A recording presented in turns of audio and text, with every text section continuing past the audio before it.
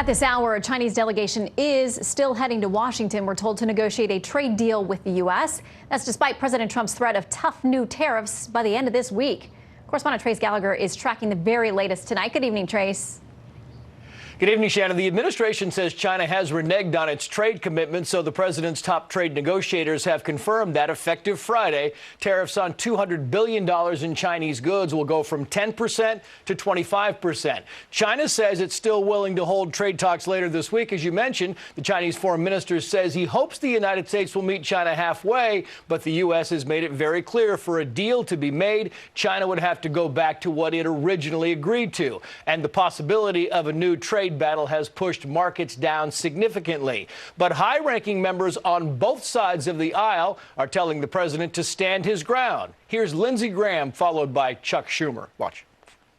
They've been cheating for decades now, and this is the last best chance in my lifetime to get China to change their business practices. So when it comes to China, pay now or pay later. China will take advantage of us decade in, decade out, unless we're strong with them. That's what we have to do, and it will help America in the long run. And just to ratchet up tensions another notch, the U.S. is also accusing China of putting as many as 3 million minority Muslims in what Assistant Secretary of Defense Randall Shriver called, quote, concentration camps. Shriver then defended his term as appropriate for the circumstances. This week, Secretary of State Mike Pompeo called them re-education camps. Watch. You're okay with that term, re-education camps, not concentration camps, which the Pentagon used? We can use lots of different terms to describe what's taking place. This is enormous human rights violations. I've spoken about it repeatedly. Why the entire administration has. China has taken issue with the U.S. depiction of the sites and refers to them as vocational education training centers aimed at stemming the threat of Islamic extremism, though the director of Human Rights Watch has said, quote, the Chinese government has a long history of simply taking people whose views it doesn't like, literally off the grid, and disappearing them. And some who have made their way out of the facilities say they were tortured during interrogation and endured a daily regimen of party indoctrination. Shannon. All right, Trace, raises a lot of questions. Thank you. Yep. The tariff dispute rattling markets and reportedly Republican lawmakers. A headline from The Hill reads, Trump pulls out rug from GOP on trade. So let's bring in Republican Senator from Florida, Marco Rubio, who sits on the Foreign Relations Committee. Senator, we'll try to get to a lot of foreign policy tonight. Great to have you. Thank you. Let's start there. Bloomberg has this to say about the ongoing trade dispute with China. Says President Donald Trump's threat to impose massive new tariffs on China Friday has fractured Senate Republicans, with many hoping it's just a negotiating ploy, some cheering him on and others opposed to his tariff man strategy altogether. Senator, where are you? Well, I understand why people in states and industries, I have them in Florida, that are hurt by some of these things in the short term. But you know what really hurts our industries? The cheating and stealing of the Chinese. The fact that they are able to do whatever they want in our economy, but they deny access from our companies to their economy, the unfair terms upon which we trade with them. So either we confront this now, or we won't have any industries to be worried about 5 or 10 years from now when they've put us out of business because of unfair competition. This is the first administration ever, and certainly in modern history, that's actually taken these guys on. And the Chinese in the past have used a very simple strategy. They know how desperate we are for a deal. They know how powerful these corporate CEOs coming up to Washington and marching over here and telling us how devastating this is going to be. And they get us to back down. And then what they do is they change their mind and change the terms of any agreement. They back away from agreements they've made. I'm glad the president has stood up to them. We want to deal with China. It has to be fair. I'd rather not have a deal than to have a bad deal, and I'm glad the president seems to feel the same way. What do you make of the criticism of those who say there are massive human rights abuses going on in China, reference in the last few days to, quote, concentration camps? 1 million, maybe more, Muslim Uyghurs, who are the minority, of course, in China, being put in these camps. China says people are happy to be there. It's a vocational kind of thing. But some critics saying, listen, the Trump administration should not miss this opportunity to put human rights abuses on the table while negotiating with China. What do you say? Well, I think it has to be part of the broader conversation with China. I think you can negotiate. You know, they're the second largest economy in the world. They're the most populous nation in the world. They have nuclear weapons. We have to deal with them. That doesn't mean you don't raise the issue of human rights.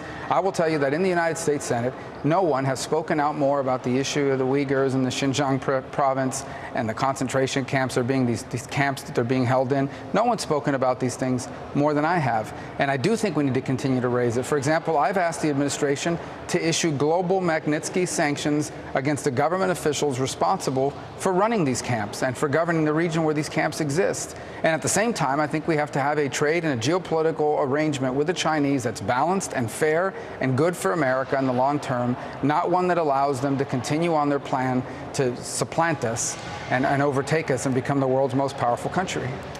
Senator, you've spent a lot of time on the issues ongoing in Venezuela as well. You've talked to the man the U.S. is recognizing as the interim president, Juan Guaido. Are you worried that there is a window of opportunity that is closing to make a change there? No, I remind everybody that this is a peaceful movement of civil disobedience. Juan Guaido doesn't have an army, he doesn't have weapons, he can't put anybody in jail, he doesn't threaten his political opponents. And disobedience don't win any of the battles, they only win the last one. And Maduro has to go undefeated. He can't afford to lose a single one of these battles. He's playing defense all day long. He's insecure. He's got people he knows now for a fact within the inner circle of his own regime that have looked for a way out, have looked for an exit strategy away from him, have looked to get him out of power. Today, he ordered his security forces to take over the 3 private airports. That's a message to those insiders that if you come after me and you fail, you won't be able to leave the country. So he every single day he faces threats to his rule, and at any moment that could break.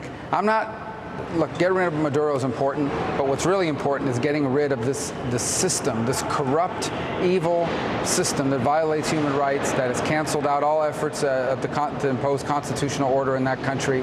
And that's the important part here, is to return to democracy. I want to quickly ask you about Iran as well. One of your colleagues on the Democratic side of the aisle there in the Senate, Senator Tim Kaine, says this. He says, I'm deeply worried that the Trump administration is leading us toward an unnecessary war with Iran. Trump's White House has taken a series of actions to increase tensions, including misrepresenting the regular deployment of the USS Abraham Lincoln as a warning to Iran. Senator? I don't agree with that statement. The threats emanating are clear. I'm aware of them. The intelligence justifies it. Here's what I would say to you.